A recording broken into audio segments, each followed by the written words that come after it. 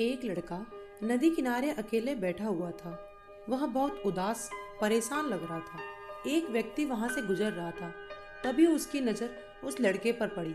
वह उसके पास आया और बोला, क्या हुआ भाई, इस सुनसान जगह पर ऐसे क्यों बैठे हो? उस लड़के ने कोई जवाब नहीं दिया। उस व्यक्ति ने एक बार फिर कोशिश की और उसे पूछा, क्या हुआ भाई? इस पर लड़के ने गुस्से में कहा, कुछ नहीं, अपना काम करो। वह व्यक्ति बहुत ही समझदार और सुलझा हुआ था। उसने लड़के की परिस्थिति को समझा और उसके पास आकर बैठ गया और बोला, कोई परेशानी हो तो बताओ, हो सकता है मैं तुम्हारी मदद कर सकूं। लड़का बोला, मैं मरना चाहता हूँ। व्यक्ति को लगा कुछ ज्यादा ही परेशान है यह लड़का। उसने कहा, यह तो अच्छी बात है, इस नदी में कूद कर तुम मर सकते हो। मरना तो एक दिन सबको ही है। तुम पहले ही मरना चाहते हो, इससे ज्यादा अच्छी बात क्या हो सकती है? वह लड़का, जो अभी तक उसकी बात पर ध्यान नहीं दे रहा था, लेकिन अब उसकी बातों से आश्चर्यचकित हो गया। उस व्यक्ति ने पूछा, पर तुम मरना क्यों चाहते हो? लड़के को लगा, तुम मरना तो है ही, और इससे अच्छी बिना नहीं जी सकता। व्यक्ति बोला, वह लड़की मर गई है क्या तुम्हारे बिना? लड़के ने जवाब दिया, नहीं, वह किसी और के साथ खुश है। हम दोनों एक साल से प्यार करते थे, साथ में शादी करना चाहते थे। वह भी मुझसे बहुत प्यार करती थी। फिर अचानक मुझे पता चला कि वह मेरे साथ साथ किसी और से भी प्यार करती है। जब मुझे पता चला तो उसने मेरा साथ छोड़ दिया और किसी और के साथ चली गई। मेरे मन में उसके लिए इतना प्यार था, फिर भी वह मुझे छोड़कर चली गई। मैं यह दुख सहन नहीं कर पा रहा हूँ।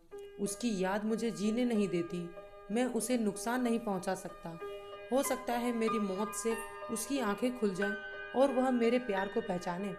व्यक्ति बहुत समझदार था। उसने कहा, जो इंसान तुम्हें जीते जी नहीं समझ सका, वह मरने के बाद क्या समझेगा? और अगर वह तुमसे प्यार ही नहीं करती, तो क्या तुम उसके लिए मरना क्यों चाहते हो? तो क्या तुम्हारी जिंदगी इतनी सस्ती है कि किसी के लिए भी जान दे दोगे? तुम्हारे घर परिवार में कौन कौन है? लड़के ने कहा, माँ बाप और छोटी बहन है।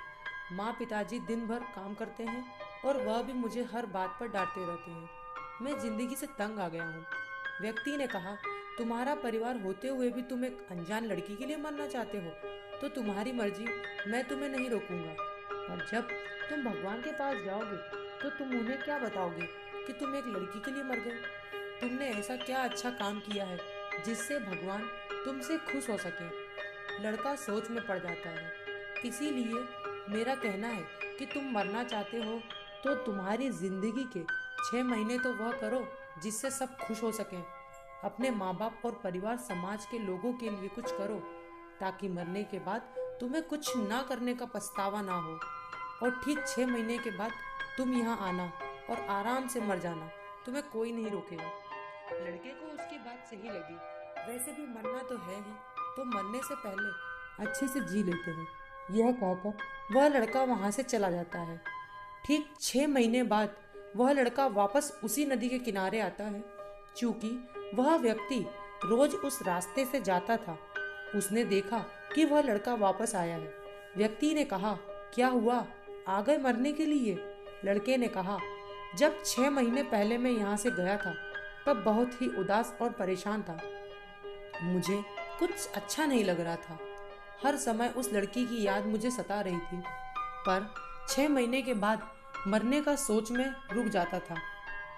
वह सबसे पहले मैंने माँ बाप को खुश रखने की सोची। पैसा नहीं है मेरे पास, मैंने मजदूरी की काम किया। पहली बार छोटा बड़ा हर काम करके जब मैं पिताजी के हाथ पर पैसा रखता, तब मुझे पहली बार खुशी का एहसास हुआ। छोटी बहन को उसकी पसंद के कपड़े और खिलौने दिलवाए। उसकी खुशी देखकर मुझे दूसरी बार खुशी का एहसास हुआ। जो लोग मुझसे बात करना पसंद नहीं करते थे, मैंने उनको भी मनाकर सामने से बात की और सबसे दुश्मनी और मनमुटाव खत्म किया। तब मुझे खुशी का एहसास हुआ। दोस्त, परिवार, समाज में मैं इतना घुल मिल गया कि कब 6 महीने निकले मुझे पता भी नहीं चला। इन 6 महीनों में मेरी जिंदगी बदल गई। मुझे वह लड़की कभी याद नहीं आई। वह व्यक्ति मुस्कुराते हुए बोला, तो अब यहाँ क्यों आए हो? लड़के ने कहा, आपका धन्यवाद देने। जब मैं मरने के लिए आया था तब आपने ही मुझे सही राय देकर मुझे मरने से ही नहीं बचाया बल्कि मुझे नई जिंदगी भी दी। मैं बहुत ही मामूली सी बात भी नहीं समझ पा रहा था।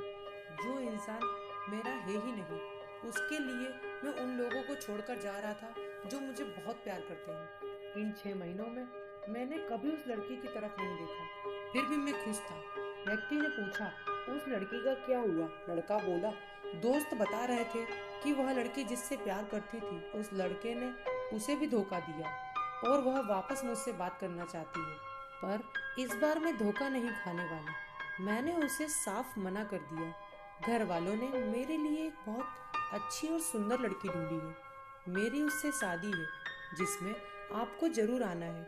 यह कहते हुए दोनों आपस में गले लग जाते हैं। दोस्तों, यह 16 से 21 साल की जो उम्र होती है, यही वह चैलेंज होता है जिसमें आप अपनी सारी जिंदगी की नींव रखते हैं।